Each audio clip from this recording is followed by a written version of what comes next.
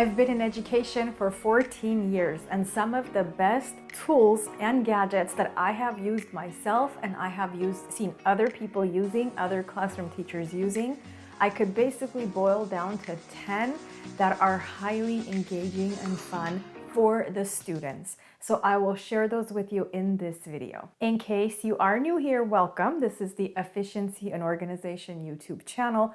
And here I talk a lot about every aspect of life, being organized, being well planned, systematic, and that way you could be well managed with time, more efficient, and just be able to achieve everything you want to achieve in your life in a more efficient way. So 10 tools for the classroom that'll make learning fun and engaging.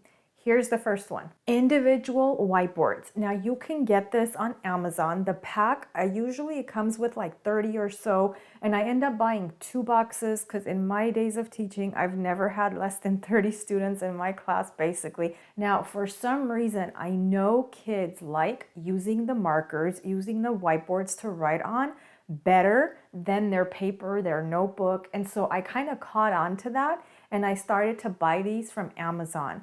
And what a difference it made for me. You know what the other thing was that I liked? Not only were the kids more engaged doing the work when I had them do it, but I also noticed if I'm like 4 feet away, I could still see what they're writing because with the marker, they write bigger, right? And so the whiteboard is kind of bright and then I could just glance. So it's such a perfect checking for understanding tool and I could see what they're writing. Tool number 2 is the rolling whiteboards. If you have space in your class, these are awesome for group work because what you do is you put teams of like 3, 4, 5 kids together and then you can ask them to answer a question on a rolling whiteboard. When they're done, they could get your attention and then you could see what they did and give them feedback. I used to sit in the middle of my classroom with these rolling whiteboards all around me, and you should have seen the engagement. And so I highly recommend doing that. The only drawback is the rolling whiteboards are kind of big and bulgy, and you can roll them everywhere. That's what I love about them, but they are big, so you do need to have space in your classroom for them. The other suggestion is I've seen teachers purchase like just whiteboard. It's kind of like it's not a magnet, but like a sticker. It's like these big stickers and they just roll them and put them in the classroom. But those tend to peel. You can even ask your administrators if they can make the purchase for you, if it's something that they could put in the budget to help you so you don't have to pay out of pocket. Third one is buzzers. So I use these buzzers all the time in my classroom for games. So I would put them in groups, they would be up at the whiteboards, and I would post the question on the PowerPoint, they would have to answer it, and then they would have to hit the buzzer when they were done. And then for some reason, because it was a competition, because they needed to work together, it just was more fun. And so instead of just doing group work, it was like they were playing a game.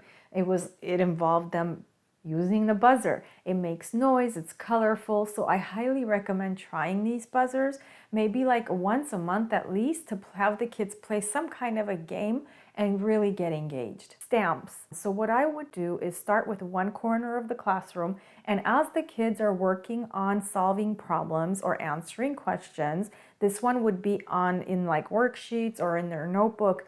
I would say, okay, that one's correct, stamp. That one's correct, stamp. And even in adult school, because I even taught adult school for like 5-6 years, I realized how much people valued that because it's kind of like you're going and acknowledging their work right on the spot, instant gratification. So it made them feel good. It gave them a boost of confidence at that moment that they're getting something right.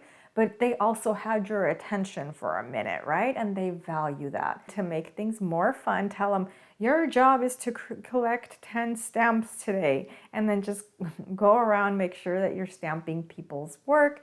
You can even ask the students who finish early that you trust to help you. When they finish, they can get up and help put stamps also. Next is Pushpins. With Pushpins, what I would suggest you do, there's these ones on Amazon that are so awesome. So like you would put them on the walls and then you would have a gallery walk. So usually my questions would be either half page or a full page, and then I would laminate them and I would use them year after year. So for example, if I was using system of equations, I would have 15 questions posted all around the room. The kids would have to get up and go, and their job was to pick 10 to do. So see, what happens is it's up to them. You give them a choice. Basically, I would tell them your job is to turn in 10 before you leave today, but there's 15 questions. You choose. If you do more than 10, you get extra credit. And this was usually a partner activity. And you can just leave them around the room. All you have to do is just change the questions for the gallery walk and you are good to go.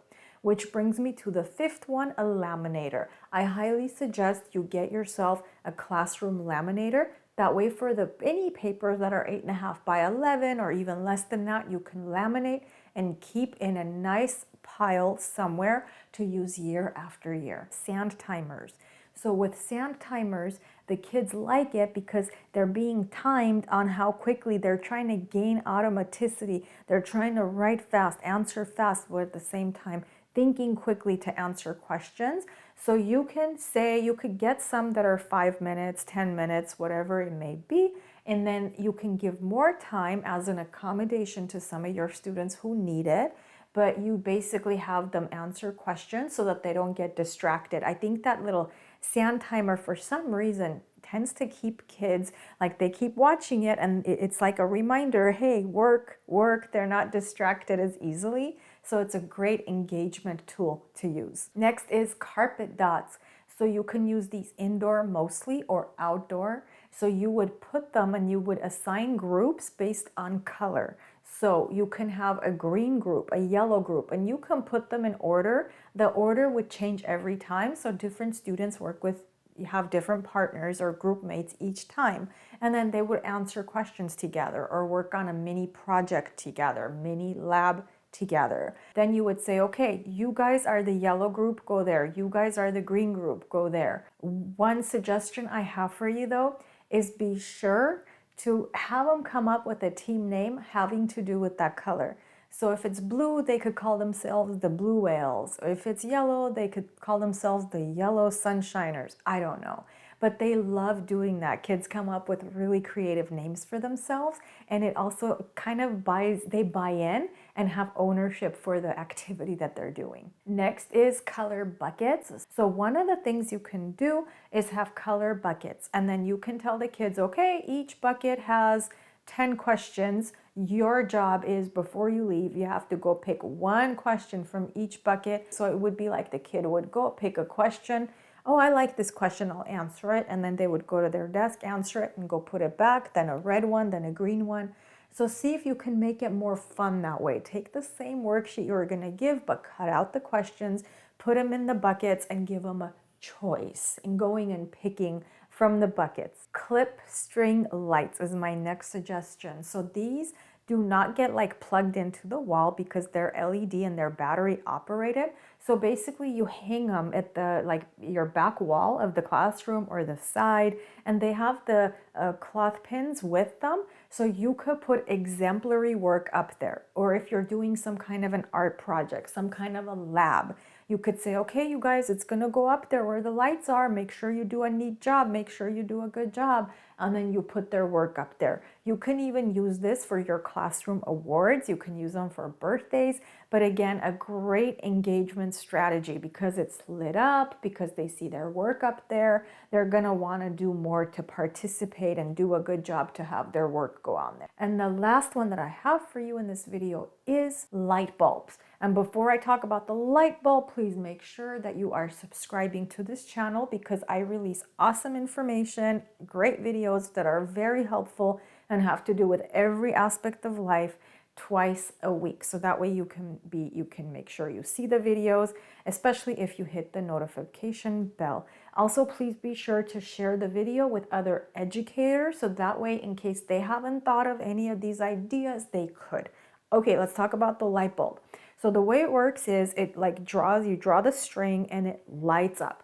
So you can have these like in the classroom, and if a student has a question, they can light it up. So instead of doing this, it's kind of makes it different. It makes it more fun. The light goes on and then you know where they are. You go, yes, Jennifer, you have a question. Or maybe you have a question for the classroom. It's participation. And just by that, like the light being passed, they enjoy it more. It's just interesting how it works. This isn't something you want to do every day because then what happens is they lose interest.